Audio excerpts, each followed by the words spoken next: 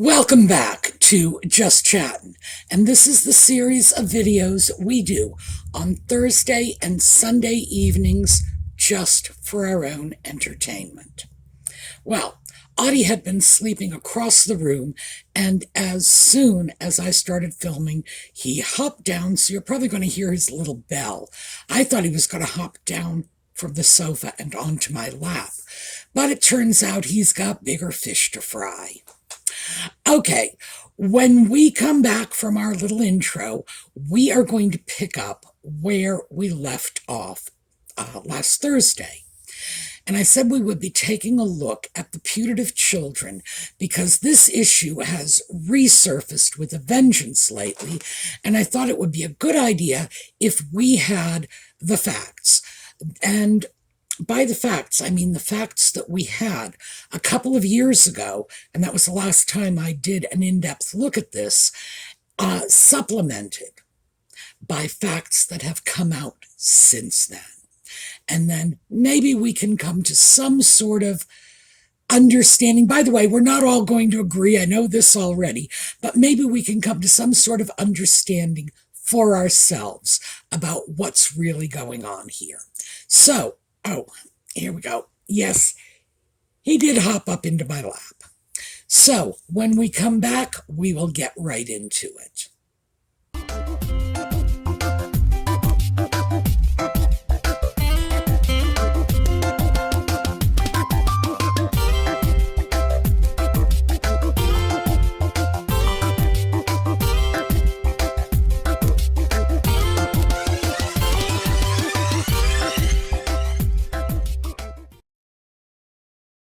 So, picking up where we left off on Thursday, we had gotten to the end of the alleged first pregnancy. Now, for me, the breaking point came in mid-January in Birkenhead. By the way, I wasn't following it at the time, so for me, this is retrospective. It's well after the fact.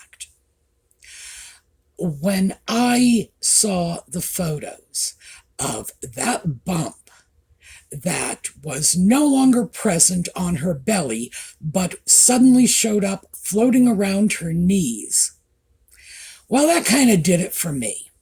And when you combine that with being a month off her due date, and she was approaching the third trimester, when you're very clear about your due date at that point.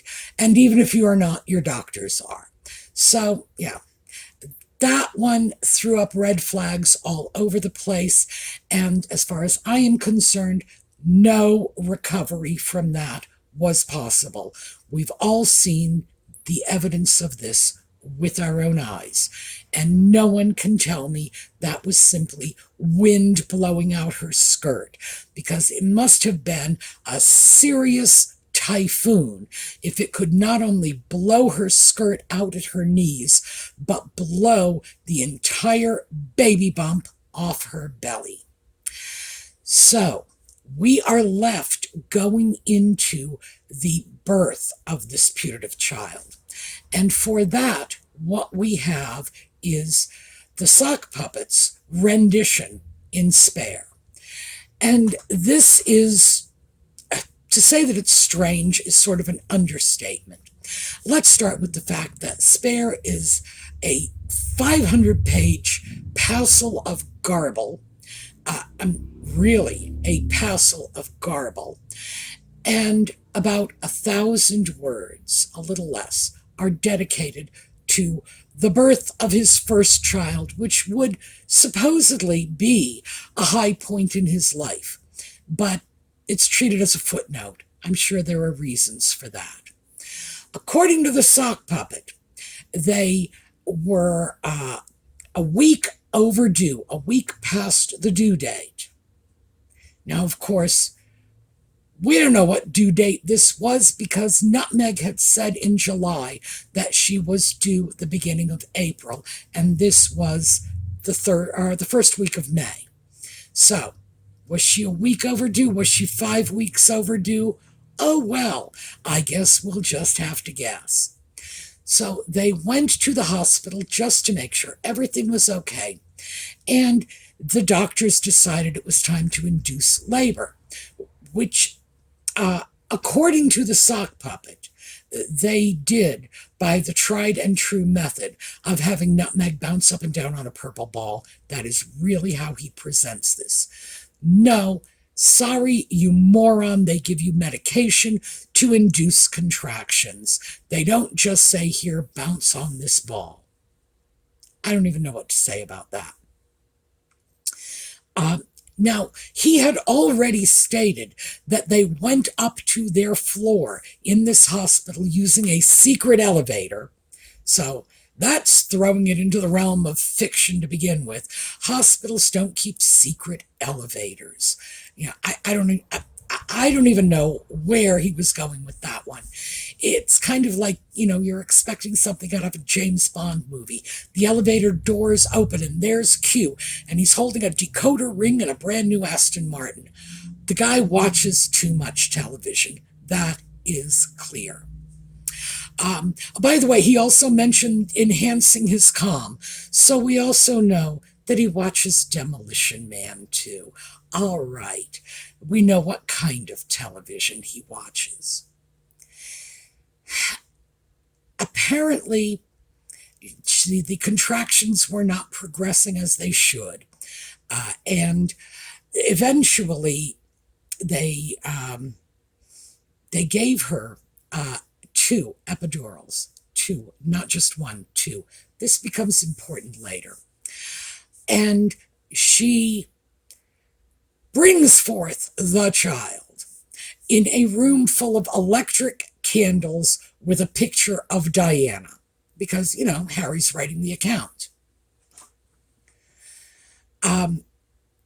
Then they left less than an hour after the child was born, and that's according to the sock puppet. This is his version of events. Now, keep in mind, this is why I say those 2 epidurals. 2 epidurals plus the drugs to induce labor. Oh, I'm sorry, I almost forgot. They sent the bodyguards, and remember, they were in the UK at the time, so their bodyguards were Metropolitan Police officers, sent them out to get food, which they both ate, including Nutmeg, who was allegedly in labor. Remember, they had decided to induce labor. She was in labor, eating food. That doesn't happen. They don't let you eat when you're in labor, and the reason for that is very simple. They might need to medicate you, as in fact they did need to medicate Nutmeg, according to the sock puppet. So they give her 2 epidurals on a full stomach. Okay, she pops out the kid, and less than an hour later, she's on her way home. With Lord only knows how much anesthetic still in her system, as well as the medication they gave her to prompt the contractions, to induce the labor in the first place, because no matter what the sock puppet says, it's not a big purple ball. That's just not how they do it. So, oh God, that tells you so much about the way he thinks.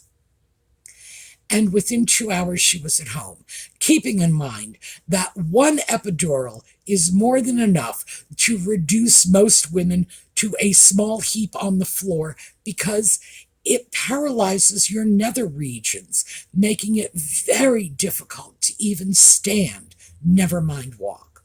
But hey, Nutmeg's magic.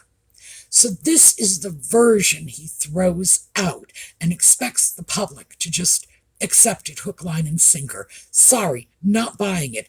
That reads to me like a work of fiction, start to finish, starting with the magic elevator, that secret elevator that took them up to the Q branch. No. It just doesn't ring true. And then the sock puppet goes on to say that when they were home, and they had been home, the baby had been born for a couple of hours, the palace then released the information that Nutmeg had gone into labor, because the palace wanted to stretch out the drama for the benefit of the press. Well, the only drama stretcher in this little group was Nutmeg herself. So if someone released that information, my money's on Nutmeg. And here's why. We have this, what did I do with this? I had it right here, and then I set it aside. Tom Bauer is another one of our sources who came out subsequent to the last time I looked at this. According to Tom Bauer, Nutmeg had sold the exclusives of, introducing her newborn child to the world to Gayle King. So they would have to stretch it out in order to give Gayle King enough time to get to the UK, to film the baby and do whatever it was they had paid Nutmeg for. So, yeah. The only thing that makes sense in this, aside from the sock puppet having allegedly taken all the nitrous oxide, is that Nutmeg would have indeed misrepresented her labor in order to allow time for Gayle King to come over because, as Tom Bauer alleges, she sold the exclusive story to Good Morning America. There you go. Or maybe it was Today. I think Gayle King is Today. I don't know. One of the morning shows. We'll just leave it at that. Everything about this is fishy, start to finish. Everything. And following the birth, then there were issues about the birth certificate. A lot of people have read a lot into this, but I gotta tell you, I don't think there's anything weird or strange or suspicious. The original birth certificate for Archie read in the spot for mother's name, Rachel Meghan, Duchess of Sussex. Very much as the little Cambridge children's birth certificates all read, Catherine Elizabeth, Duchess of Cambridge. However, when Diana had her children, their birth certificates read the Princess of Wales. So what do I think happened? Originally it said Rachel Meghan. Nutmeg subsequently discovered that Diana had done it differently and went in and pulled her first two names out of the pile so that she could be known simply as the Duchess of Sussex, just as Diana was known as the Princess of Wales. I don't think that was at all suspicious. As for everything else, totally. I do not believe a single word of the sock puppet's birth story. Too many things simply fly in the face of common sense. Leaving canisters of nitrous oxide out for anybody to just help themselves. Well, I know that the UK is not the same as the US. In the US, you don't even leave an aspirin out. Everything is locked down and accounted for. I simply can't imagine it's all that different in the UK. This is a drug. And furthermore, it's a drug that's subject to abuse by drug abusers. So, no. Do I think that happened? No. I think it was all a complete fabrication. Where did they come up with the baby? I have no idea. Was it surrogacy? Did they skip off on one of their many vacations and simply purchase a child somewhere? Maybe. I do not know. For all I know, it is possible Nutmeg gave birth to this child. Maybe. Lord knows, she might have been pregnant and just wasn't as obvious as she would have liked, and hence patted her belly for dramatic effect. I wouldn't put that past her. But can I say for sure? Absolutely not. All I can say is what has been presented to us thus far is not true. Period. That's as far as I can go. But to be honest, how much further do you need to go than to say, you've lied? What is the reality? I mean, not that we're ever going to hear it, but the point is, their story does not wash. So let's walk away from that. Now we go to the second alleged pregnancy, and this was the miscarriage. Now, Nutmeg, prior to this alleged miscarriage, had requested a 9-month delay in her court case against the Mail on Sunday. It was granted. They did not disclose the reason and said it was private. But it was 9 months. So I think we can all guess what story she spun. Back to the United States, lockdown, and then allegedly she had this miscarriage. According to the sock puppet, his version in Spare is that Nutmeg miscarried the day they moved into their new Montecito Olive Garden mansion. Well, that's not the version Nutmeg told in the New York Times article, and that's cited below, in which she said, she got up and she's picking up the crayons and she's making breakfast and she's feeding the dogs, which is not what you do when you have literally just moved into your home. There are no crayons on the floor because you haven't unpacked yet. Nevertheless, this is her story. Then we've got, and that came out in November, by the way, which would have been, several months after the alleged miscarriage in July. None of this came out contemporaneously. And then later, in the Netflix docudrama, her friend said she was with her.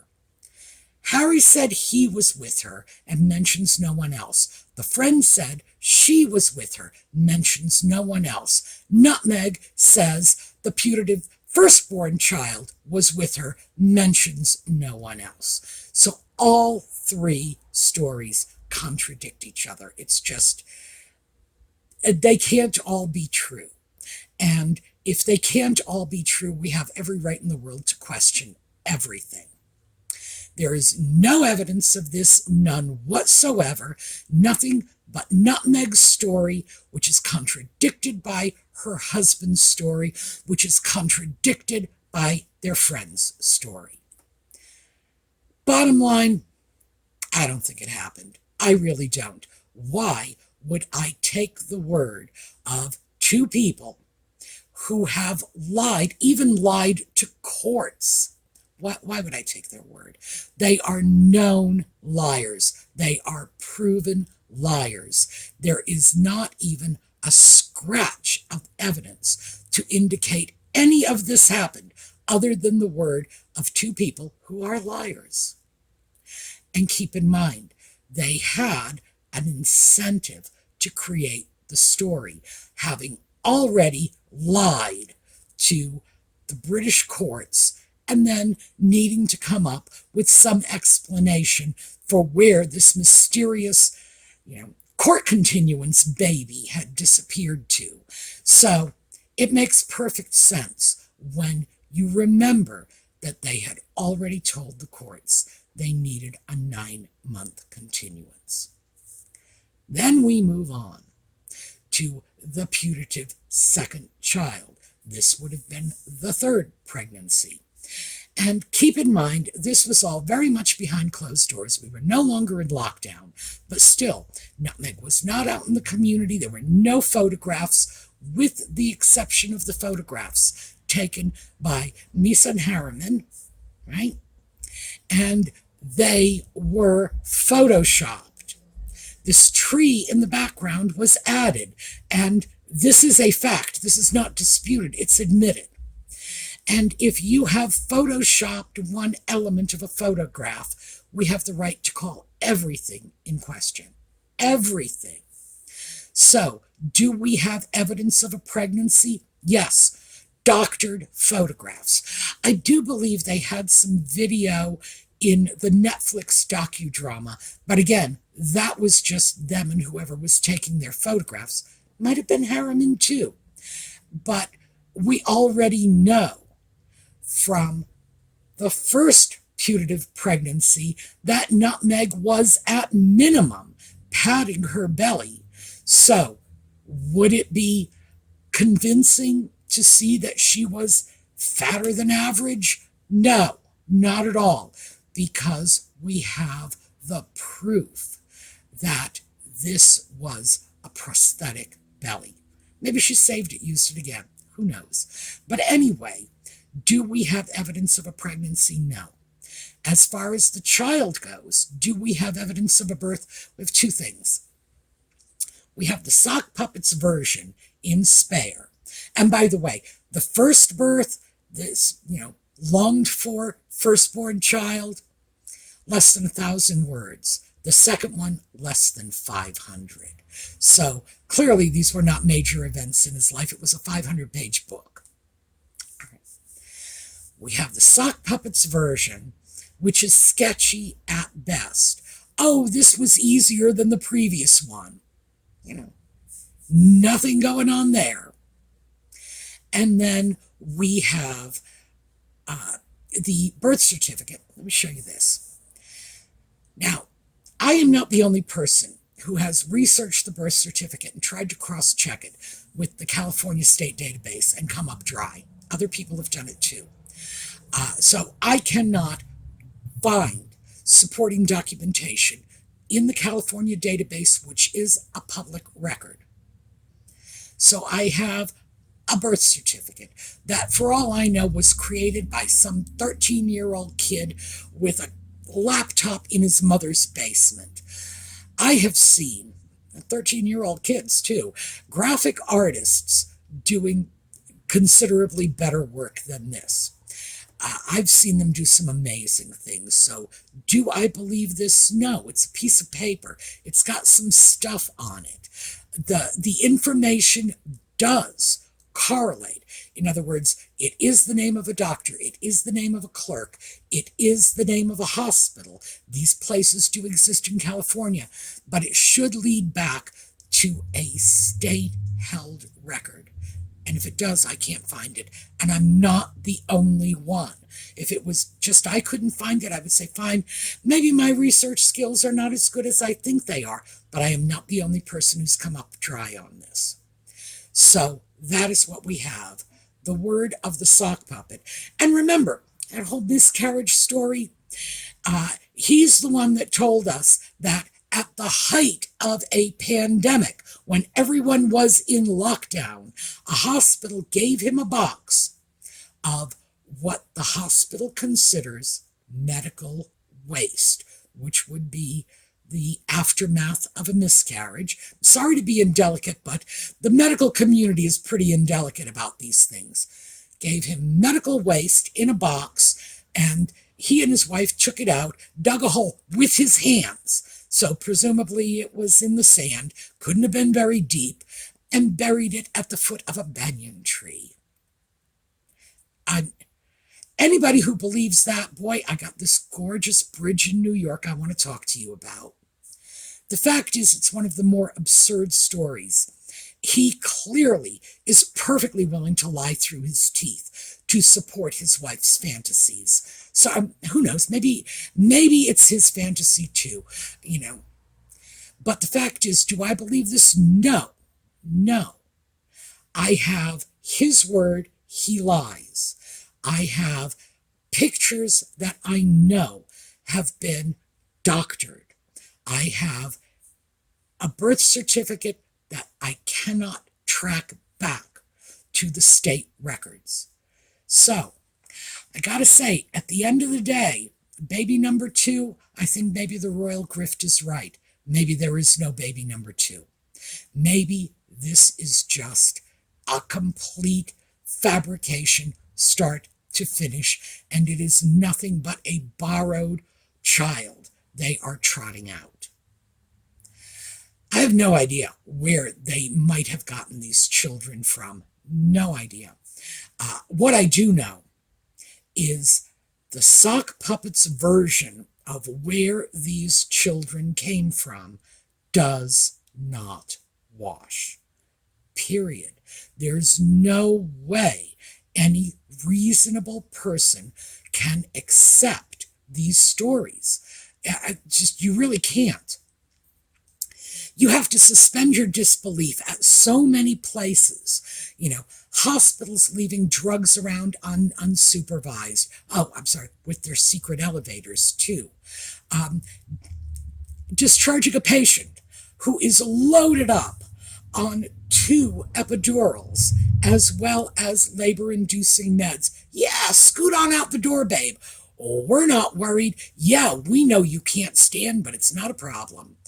You know, especially knowing that there was a deal in place for the early information about that alleged child. Very suspicious. The miscarriage, again, crazy story, one after the other. And for our friends overseas, I do want to point out, in the United States, we take the disposal of human bodies very, very seriously. So if you want to dispose of human remains, you need permits. You have to do it in certain areas. You can't just leave it out for the wild dogs to get at. And unfortunately, I mean, I don't mean to be too graphic, but the sock puppets description of what they did with the remnants of the miscarriage, a hole dug with your hand, perhaps a few inches deep at the base of a tree, in California, is virtually an invitation to the coyote population. That is rather sickening thought, but it's his thought, not mine, so I'm not taking responsibility. The second one, nothing. I cannot even find a shred of credible evidence that there is a second child. There are some photographs of what they are alleging is a second child. But the problem is, it's like dealing with the boy who cried wolf. Lie on lie on lie. So why should we trust anything? Even things that our common sense would tell us normal people would never lie about. We know they lie about these things all the time. So, final analysis, I think maybe the royal grift is right about baby number 2 being a complete fabrication. I have never believed the miscarriage story, never. And Lord only knows what was going on with baby number 1. I do not know. I just know that their version of events is patently false, and anyone can see that. All right, that is what I have for you today. I don't think there were bombshells in this re-examination of the facts, but I know for me, my opinion has changed. When I took a look at the first pregnancy, and this is a year and a half, 2 years ago, I was almost completely convinced that Nutmeg was patting her belly. But I was about 50-50 on the issue of surrogacy or some other means of getting the child. In other words, 50-50 that she had never been pregnant in the first place. Yeah, I'm moving to the realm of about 70-30. I'm about 70% convinced. No pregnancy, no birth. It was either surrogacy, adoption, or child purchase. That's my opinion in the final analysis based on the evidence I have seen. So that's what I have for you today. Now, we're going to take a look at a slideshow on the way out. I have a new one for you because all this talk of the Sussexes and their putative children has made me appreciate the little Cambridges a whole lot more. So I did a slideshow on the little Cambridges, and I know they're supposed to be Waleses now, but I'm never going to get past that little Cambridges. That's how I know them. That's how they are fixed in my brain.